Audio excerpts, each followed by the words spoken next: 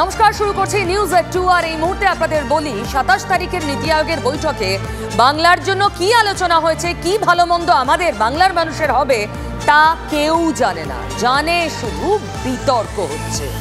গোটা দেশ দেখছে নীতি আয়োগের বৈঠক থেকে মমতা ব্যানার্জির বেরিয়ে আসা পর্যন্ত এখনো অবধি সে রেশ কাটেনি, টানা বিতর্ক হয়ে যাচ্ছে। বেরিয়েই ক্ষোভ মুখ্যমন্ত্রী মমতা বন্দ্যোপাধ্যায়, তারপরে একের পর এক কেন্দ্রীয় নেতারা, বিজেপির মন্ত্রীরা, পিআইবি সহ সকলে ময়দানে নেমে পড়েছেন মমতা ব্যানার্জি যা বলছেন তা সত্য নয় প্রমাণ করতে। তার আজ এবার আমাদের রাজ্যের বিধানসভাতেও। বিধানসভা উত্তাল, কারণ মুখ্যমন্ত্রীর মিথ্যাচারের অভিযোগ করছে বিজেপি। এমনকি শুধুমাত্র বিধানসভার ভিতরে নয়, বাইরেও সেই আগুন এসে পড়েছে। অগ্নিমিত্রা পাল কি বলছেন শঙ্কর ঘোষ পাল্টা মানুষ বইও দিয়েছেন, শুনুন। অসংসদীয়ভাবে স্পিকার সাহেব যেভাবে চালাচ্ছেন এর সাথে আমরা সহমত নই, ফলে আমরা এই ওয়াকআউট করেছি। আমি মনে করি এর থেকে অনেক কঠিন ভাষা ব্যবহার করা উচিত, যে এই ধরনের রাজনৈতিক দ্বিচারিতা আমরা অন্তত এর আগে কখনো দেখিনি। যে সুমনবাবুকে নিয়ে এত বিতর্ক, সেই সুমনবাবুকে বিজেপির নামের সাথে যুক্ত করে আমাদের সময় না, তৃণমূল কংগ্রেসের সময় থেকে সময় অ্যালটেড হয়েছে, অথচ নাম দিয়েছে ভারতীয় জনতা পার্টি। লজ্জা হয় যে এই সদনের মধ্যে দাঁড়িয়ে আমাদের উপস্থিত থাকতে। আজকে তারা তৃণমূলের বেঞ্চে গিয়ে বসবে, তৃণমূলই করবে, আর নাম যাবে বিজেপির। এটা তো আমরা মানবো না, তাই আমরা প্রতিবাদ করেছি, আমরা বাইরে বেরিয়েছি, আমরা বয়কট করেছি, আমরা আপত্তি জানিয়েছি। স্পিকার মহোদয়, আপনার এই দ্বিচারিতার পক্ষপাতিত্ব আমরা মানব না। আপনি প্রতি পদক্ষেপে আজকে বিজেপিকে আপনি করছেন, অপমান করছেন। আপনি আমাদের কোনো কথা শুনছেন না, আমাদের মাইক বন্ধ করে দেন।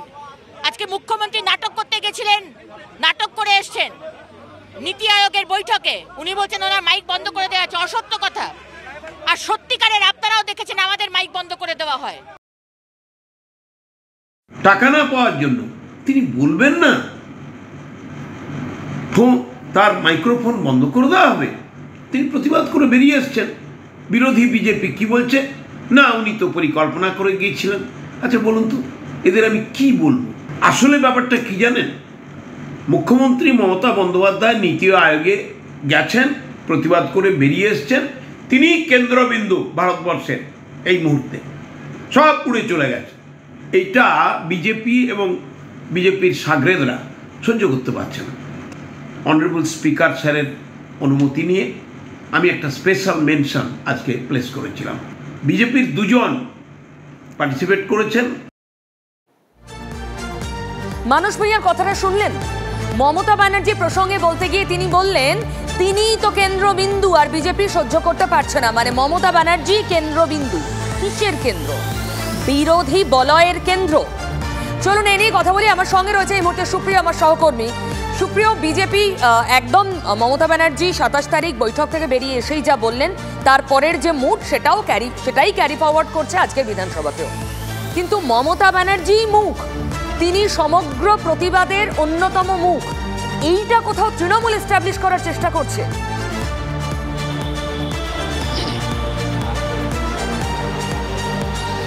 একেবারেই দেখো, তার কারণ মুখ্যমন্ত্রী মমতা বন্দ্যোপাধ্যায় তিনি যখন 27 তারিখে নীতি আয়োগের বৈঠক থেকে প্রতিবাদ করে বেরিয়ে এসেছিলেন, তারপর সংবাদ মাধ্যমের মুখোমুখি হয়েও কিন্তু তিনি নিজেও বারবার ঠিক এই একই কথা বলেছেন, যে বিরোধী মুখ হিসাবে একমাত্র মুখ্যমন্ত্রী তিনি একমাত্র উপস্থিত ছিলেন এই নীতি আয়োগের বৈঠকে। আর সেই বৈঠকে বক্তব্য রাখার ক্ষেত্রে বারবার বেল বাজানো হয়, এমনকি তাকে বক্তব্য রাখতে দেওয়া হয়নি।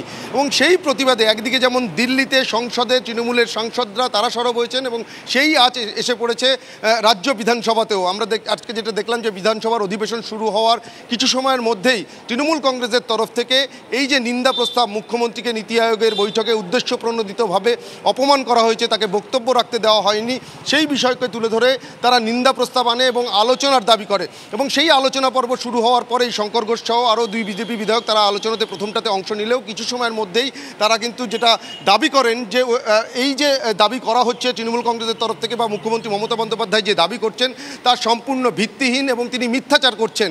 আর এই দাবিকে তুলে ধরেই তারা কিন্তু অধিবেশন ওয়াকআউট করে। এমনকি বিধানসভার এই যে 2 নম্বর গেটের বাইরে এসে তারা বিক্ষোভ দেখাতে শুরু করেন। এবং শুধুমাত্র প্রথম দফাতে এই যে বিক্ষোভ বা বা ওয়াকআউট তা কিন্তু নয়। দ্বিতীয়ার্ধে আমরা আরও যেটা দেখি যে মুখ্যমন্ত্রী মমতা বন্দ্যোপাধ্যায় তিনি অধিবেশন কক্ষে পৌঁছানোর পর ইন্দো ভুটান রিভার কমিশন নিয়ে যে আলোচনার বিষয় ছিল, সেই সময় সেখানে যে তালিকা দেওয়া হয়েছিল বিজেপির তরফ থেকে, সেখানে সুমন কাঞ্জিলাল উত্তরবঙ্গের বিধায়ক, যেটা বিজেপির তরফ থেকে দাবি করা হচ্ছে যে তিনি ইতিমধ্যেই অভিষেক বন্দ্যোপাধ্যায়ের হাত থেকে তৃণমূল কংগ্রেসের দলীয় পতাকা তুলে নিয়েছেন। তাহলে কেন বিজেপির বক্তাদের তালিকা, বিজেপি বিধায়কদের বক্তব্যের তালিকায় এই সুমন কাঞ্জিলালের নাম রয়েছে? এবং সেখানে কিন্তু স্পিকারের দ্বিচারিতার অভিযোগ তুলে পক্ষপাতদুষ্ট আচরণ করছেন, এই অভিযোগ তুলেই কিন্তু বিজেপি বিধায়করা তারা দ্বিতীয়ার্ধে আবার বয়কট করেন এবং এই যে বিধানসভা 2 নম্বর গেট সেখানে এসে তারা বিক্ষোভ দেখান। কার্যত 2 নম্বর গেট অবরুদ্ধ হয়ে পড়েছিলেন। এখন আবার অধিবেশন কক্ষ চলছে, সেখানে মুখ্যমন্ত্রী মমতা বন্দ্যোপাধ্যায় তিনি বক্তব্য রাখছেন। তুমি নজর রাখো সুপ্রিয়, আমি তোমার কাছে আসবো, কিন্তু পার্থপ্রতিম রায় তৃণমূলের মুখপাত্র আমার সঙ্গে রয়েছেন। পার্থপ্রতিম বাবু, মমতা বন্দ্যোপাধ্যায় বারবার বলেছেন যে আমি তো একা আমার কথা বলবো না, আমি তো সবার কথা বলবো, এবং বলতে গিয়ে তার মানে তিনি সমগ্র বিরোধীর মুখ। এখানে অধীর চৌধুরীর একটা মন্তব্য যে আপনাকে কেউ মোড়ল হতে বলেনি, কোট আনকোট অধীর চৌধুরী বলেছেন। অধীর চৌধুরী বলছেন গায়ে মানে না, আপনি মোড়ল এই মুহূর্তে তৃণমূল। অধীরবাবু তো এখন অপ্রাসঙ্গিক পরিণত হয়েছেন, তো তার কথার খুব বেশি গুরুত্ব আছে বলে মনে হয় না। বাংলার মানুষ এবারে নির্বাচনে তাকে আরও বেশি অপ্রাসঙ্গিক করে তুলেছে।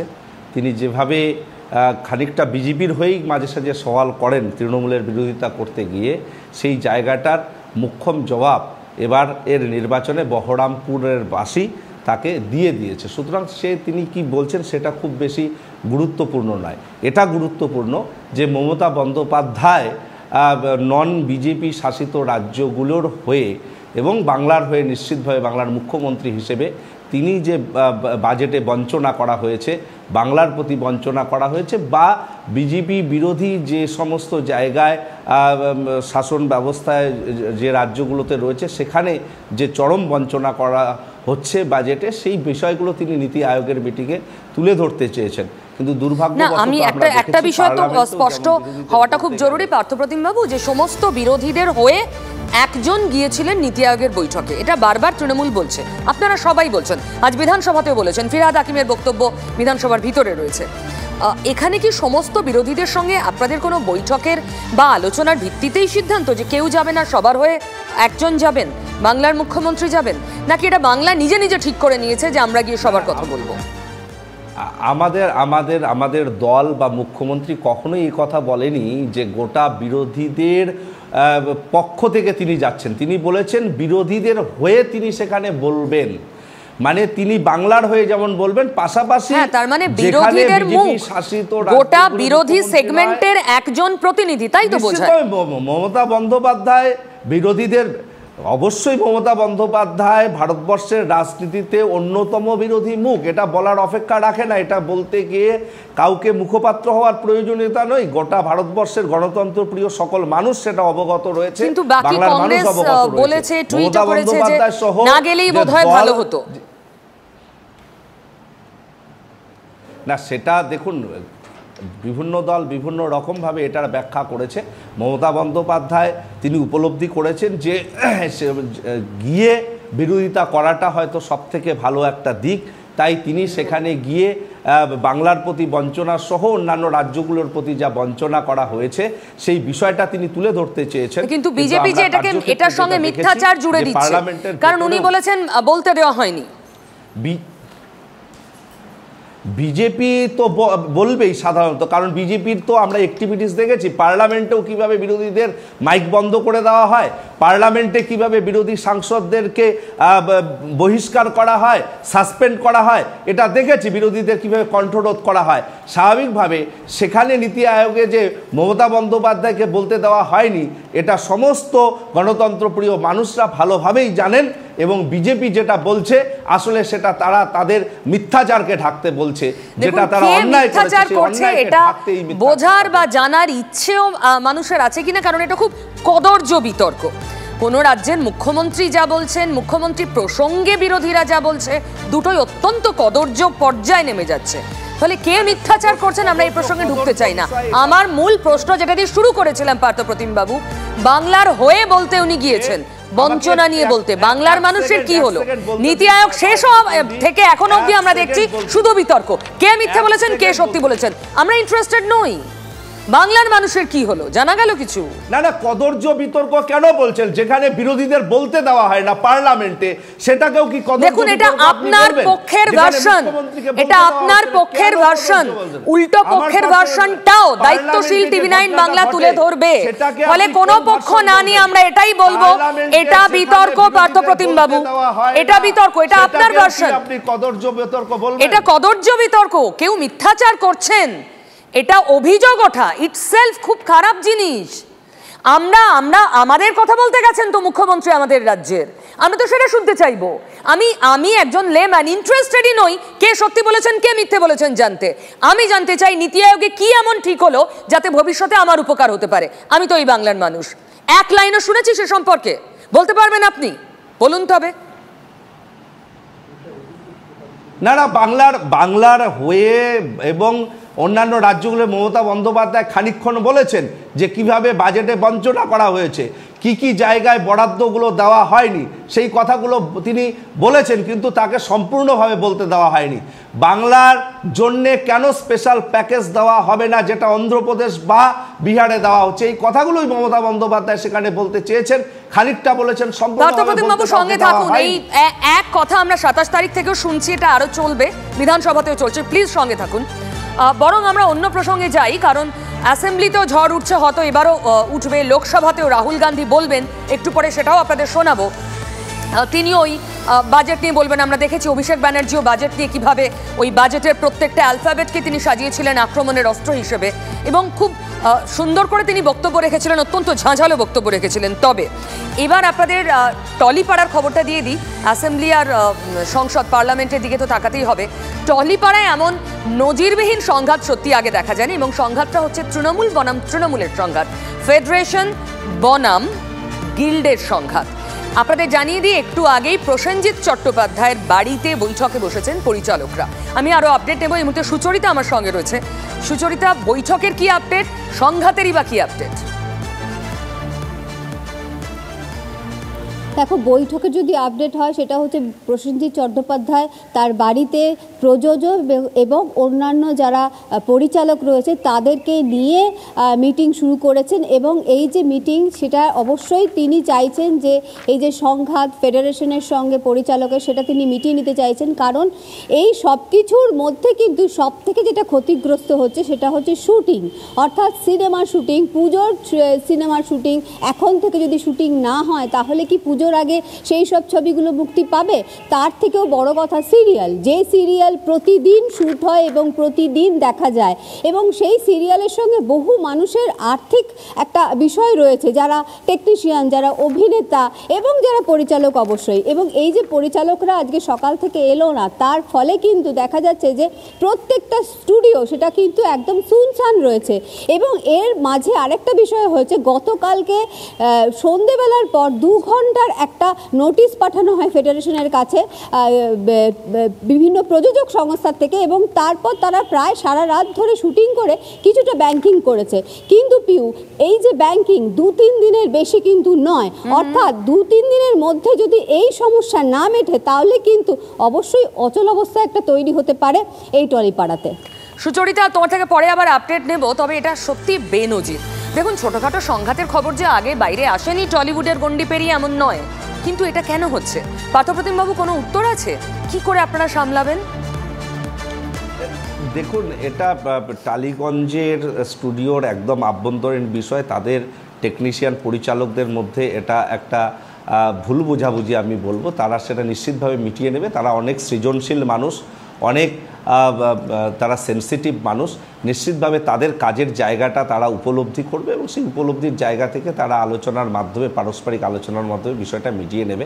এতে আমাদের দল বা অন্য কোনো বিষয় এখানে জড়িয়ে রয়েছে বা তাতে নাক গলাবে এ ধরনের কোনো বিষয় নেই বলে আমি মনে করি। আপনি মনে করলেও কুণাল ঘোষ মনে করেন না। তিনি একদম গোড়ার দিকেই টুইট করে, মানে এক্স পোস্ট করে জানিয়ে দিয়েছিলেন যে ফেডারেশনের অনেক সিদ্ধান্তে, অনেক কাজে টলিউডের ক্ষতি হচ্ছে। তৃণমূল নেতা এটা সমাজ মাধ্যমে লিখছেন। ফেডারেশনের নিয়ন্ত্রক কে, প্রেসিডেন্টের নাম কি, সে তো আর নতুন করে বলে দিতে হবে না। কুণালদা হয়তো এই বিষয়ে বেশি খোঁজ খবর রাখেন, আমি খুব টালিগঞ্জ বিষয় নিয়ে খুব বেশি একটা ওয়াকিবহাল নই। তবে আমার যেটা মনে হয় টালিগঞ্জে স্টুডিওতে শুটিং চালু হওয়াটা অত্যন্ত জরুরি, সব পক্ষ আলোচনা করে তাড়াতাড়ি সেটা মিটিয়ে নিক, এটাই আমাদের প্রত্যাশা। কারণ একটা ইন্ডাস্ট্রি ভাবে বন্ধ হয়ে থাকতে পারে না শুধু রাজনৈতিক গোলমালের জন্য, অন্য কোনো কারণ নয়, রাজনীতির গোলমাল। পার্থবাবু সঙ্গে থাকুন, পার্থবাবু সঙ্গে থাকুন। আরো একটা খবর যেটাও বেশ চমকে দেওয়ার মতো, আমাদের দর্শকদেরও জানিয়ে রাখি, পুরো নিয়োগ দুর্নীতি মামলায় আপনারা জানেন হইচই হচ্ছে। পাঁচুড়ায় তার বিরুদ্ধে একের পর এক চার্জশিট, এই যে রিসেন্ট চার্জশিট, সেখানেও তার নাম। দক্ষিণ দমদম পুরসভার তৎকালীন চেয়ারম্যান যখন ওই 29 জনের চাকরি 1 নম্বর, 29 জনের 1 নম্বর হয়ে গিয়েছিল, মানে সবাই মৌখিক পরীক্ষায় 0 পেয়েছেন, সবাই লিখিত পরীক্ষায় 55 পেয়েছেন, এটা কি করে সম্ভব? এর খোঁজ করতে গিয়ে এক আইএএস অফিসারের নাম উঠে এসেছে। কিভাবে আইএএস অফিসার জড়ালেন? আমার সঙ্গে এই মুহূর্তে রয়েছেন সুজয় আরো আপডেট দেওয়ার জন্য। সুজয়, এই আইএএস অফিসার কে, কিভাবে জড়িত? দেখো, এই আইএএস অফিসারের নাম জ্যোতিষ্মান চট্টোপাধ্যায়, অর্থাৎ যিনি 2020 সময় যিনি ডিএলবি অর্থাৎ ডিরেক্টর অফ লোকাল বডিজ, ডিএলবির যিনি ডিরেক্টর ছিলেন।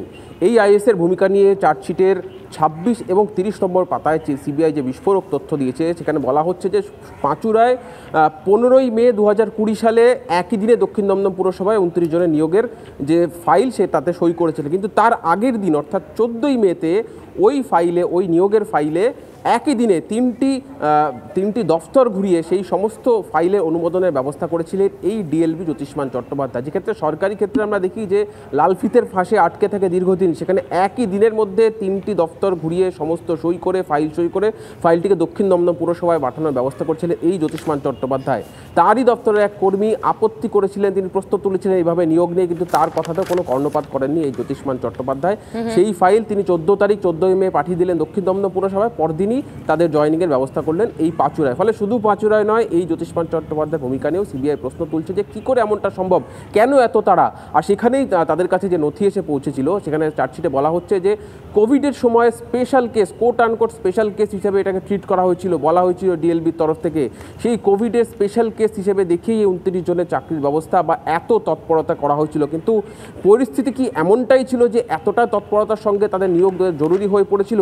আর সেক্ষেত্রে কেনই বা হয়ে পড়েছিল? সেখানে সিবিআই যেটা চার্জশিটে উল্লেখ করেছে যে দক্ষিণ দমদম পুরসভা এবং ডিএলবির অফিসারদের একাংশের ভূমিকা তারা এই মুহূর্তে তদন্তের আওতায় স্ক্যানারে রেখেছে। সুজয়, তোমাকে ধন্যবাদ। তবে এর সঙ্গে আরো একটা খবর যেটা রীতিমতো চিন্তার, কারণ এই রোগ যদি না সারে তাহলে কিন্তু বিপদ আছে আপনার, আমাদের গোটা সমাজে। সালিশি রোগ, রোগের নাম সালিশি।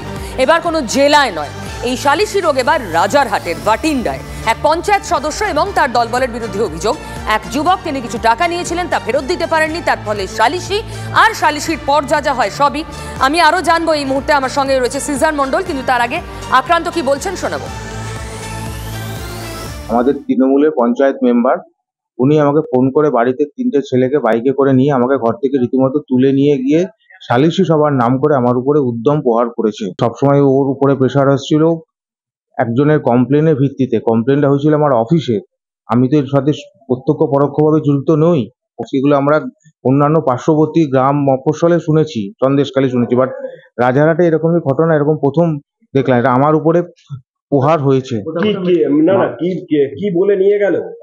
বলেছিল যে আপনার নামে অভিযোগ আছে, একজন কমপ্লেন করেছে, কালীঘাট থেকে আমার উপরে প্রেশার আসছে, আমার মোবাইল কেড়ে নিয়ে মোবাইল ফরম্যাট মেরেছে, আমি কোন রাজনৈতিক দলের হয়ে প্রচার করি, ফেসবুক, হোয়াটসঅ্যাপ মেরেছিল, মাথায় মেরেছে, নাকে মেরেছে, মুখে মেরেছে, পেটে মেরেছে, মাথা দেওয়ালে ঠুকে দিয়েছে। রক্তিম করের বিরুদ্ধে যেন প্রশাসন অ্যাকশন নেয়। সিজারের কাছে যাব। সিজার, সালিশি রোগ তো সারার নয়, এবার তো কলকাতার গায়ে এসে পড়লো। একদমই, এবং এটাই বোধহয় কোথাও যে জয়ন্ত সিং জেসিবির যে আতুরঘর তৈরি, সেই আতুরঘর তৈরির ঘটনা কিন্তু দেখা যাচ্ছে। তার কারণ 21শে জুলাইয়ের মঞ্চ থেকে যতই মুখ্যমন্ত্রী তার দলের নেতাদের সংযত থাকার বার্তা দিন না কেন, বাস্তবে দেখা যাচ্ছে একদম এই পঞ্চায়েত স্তরের চুনোপুটি নেতারা, এই রক্তিম কর একজন পঞ্চায়েত সদস্য, তার বিরুদ্ধে এই রকম অভিযোগ এটা নতুন নয়। এর আগেও ভোটের দিন সশস্ত্র দুষ্কৃতীদের নিয়ে ভোটারদের ভয় দেখানো, বিরোধী প্রার্থীকে মারধর করা, এরকম একাধিক অভিযোগ রয়েছে। প্রমোটারের কাছ থেকে তোলাবাজির অভিযোগ রয়েছে, কিন্তু তারপরও দীর্ঘদিন প্রশাসন তার বিরুদ্ধে কোনো ব্যবস্থা নেয়নি। তার একটা বড় কারণ হচ্ছে রক্তিম করের নিজের কাকা হচ্ছেন প্রবীর কর, যিনি রাজারহাট পঞ্চায়েত সমিতি সভাপতি, তৃণমূল কংগ্রেস ব্লক সভাপতি ছিলেন দীর্ঘদিন, এবং এই রক্তিম কর নিজেকে উত্তর 24 পরগনার দাপুটে যুবনেতা দেবরাজ চক্রবর্তী ঘনিষ্ঠ বলে দাবি করে। এবং এই ধরনের নেতাদের আশীর্বাদ বা তাদের বদান্যতায় দীর্ঘদিন ধরে রক্তিম করের মতো এই চুনোপুটি নেতারা তাদের দাপট বজায় রাখবার জন্য পেশি শক্তির ব্যবহার করছে এবং প্রশাসন চোখ বুজে থাকছে। আজকের ঘটনায় রাজারহাট থানা ইতিমধ্যেই অপহরণ এবং গুরুতর আঘাত সহ একাধিক জামিন অযোগ্য ধারায় মামলা করেছে, কিন্তু তারপরে আদৌ কি গ্রেপ্তার করা হবে? যদি গ্রেপ্তার না করা হয় তাহলে এই রক্তিম কররাই কিন্তু ভবিষ্যতে জয়ন্ত সিং বা জেসিবির মতো হয়ে উঠবে, এমনটাই কিন্তু আশঙ্কা স্থানীয় বাসিন্দাদের। কোনো সন্দেহ নেই। সিজার, তোমাকে অনেক ধন্যবাদ। এই রক্তিম করের সঙ্গে আমরা কথা বলেছিলাম, প্রথমে তার রোয়াব কিরকম ছিল আপনাদের দেখাবো, তারপর যখন খবর সম্প্রচারিত হচ্ছে একাধিকবার রিয়াকশন আসছে বিভিন্ন জায়গা থেকে, তার পরবর্তী যে চেঞ্জ সেটাও দেখাবো। একজনকে ডাকা হয়েছিল, তার সাথে কথা হয়েছে, সে একটা চিটিংবাজি করেছে 1 বছর ধরে। কার্তিক ব্যানার্জির অফিস থেকে একজন এসেছিল, মানে তার লোকের সঙ্গে আর কি চিটিংবাজি করেছে, তো সেটা কথাবার্তা বলিয়ে দেওয়া হয়েছে। তার মাঝখানে বসে রেকর্ডিং করছিল, ফোনটাকে ফরম্যাট করে দেওয়া হয়েছে। মারধর করা হবে কেন? সম্পূর্ণ মিথ্যে অভিযোগ। ছেলেটি বিজেপি করে এবং আমাকে মেলাইন করার জন্য এগুলো বলেছে। আজকে ওখানে আমার যেখানে পার্টি অফিস, একদম কোনো লুকোনো চুরোনো জায়গা না, ভাতেন্ডা চৌমাথায়, ওপেন শাটার, পরিষ্কার, সবাই রাস্তার উপরে, আশেপাশে দোকান, রাস্তার উপরে সবাই থাকে, সবাই জানে। কোনো সালিসি সভা বাড়ি থেকে ডেকে নিয়ে আসা হয়েছে, ফোন করা হয়েছিল, এসছে না, বলছে বাড়ি থেকে লোক পাঠিয়ে। একদম না, মিথ্যে কথা বলছে। জিজ্ঞেস করলাম যে আমি যেখানে থাকবো, তোমার কোনো সমস্যা নেই, তুমি আসো, বসে ব্যাপারটা মিউচুয়াল করো, কারণ ওনারা অনেক দূর থেকে এসছে। ব্যাপারটা পাঠিয়েছে না বলতে পারবো না। প্রভাবশালী? কোনো প্রভাবশালী কেন পাঠাবে? পার্থপ্রতিম বাবু আছেন আমার সঙ্গে। কোনো ওষুধ পেলেন পার্থবাবু এই রোগের? রোগের ওষুধ অন্যায় হয়েছে, পুলিশে নিশ্চয়ই কমপ্লেন হয়েছে, পুলিশ ব্যবস্থা গ্রহণ করবে। তবে আমরা দুপক্ষেরই কথা শুনলাম, কথাটার মধ্যে কিছু দুজন দুরকম কথা বলছে না, একজনেরই দুটো বক্তব্য শুনলেন, স্পষ্ট দুপক্ষ নয়, একজনেরই দুটো বক্তব্য শুনলেন আপনি। রক্তিম কর যে অভিযুক্ত, কে বলেছে আপনাকে? আপনি তো দেখালেন। রক্তিম করেরও বক্তব্য শুনিয়েছেন, যে প্রহিত হয়েছে বলে অভিযোগ তারও বক্তব্য, হ্যাঁ, আক্রান্তের বক্তব্য তার আগে। স্বাভাবিকভাবে দুজনেরই কথা শুনলাম। হ্যাঁ, ইয়েস। তো আক্রান্তের বক্তব্য, তিনি বলছেন তাকে দুজন যুবক বাড়ি থেকে ডেকে নিয়ে মোটরসাইকেল নিয়ে তুলে নিয়ে চলে আসছে, আবার বলছে আমরা ফোনে ডেকেছি, সে এসেছে। তো স্বাভাবিকভাবে দুটো কথার মধ্যে অন্তর রয়েছে। তো কে, নিশ্চিতভাবে আমরা এক্ষেত্রে ভিকটিম তাকেই বেশি প্রাধান্য দিচ্ছি, কারণ সে যেহেতু প্রহিত হয়েছে, পুলিশের কাছে গিয়েছে, নিশ্চিত তারভাবে মেডিকেল রিপোর্ট আছে, পুলিশ অ্যাকর্ডিংলি ব্যবস্থা গ্রহণ করবে। কাউকে নীতি পুলিশ হওয়ার দায়িত্ব তো দেয়নি, কিন্তু নিজেরা নিয়ে নিচ্ছে, এটা কিছু করারও থাকছে না, দিকে দিকে ছড়িয়ে এরা। পার্থবাবু, আমার হাতে সময় একদম নেই, শেষ করতে হবে। থ্যাংক ইউ সো মাচ, আপনি আমাদের সঙ্গে ছিলেন। শেষ করবো নিউজ এর 2, আপনি সঙ্গে থাকুন।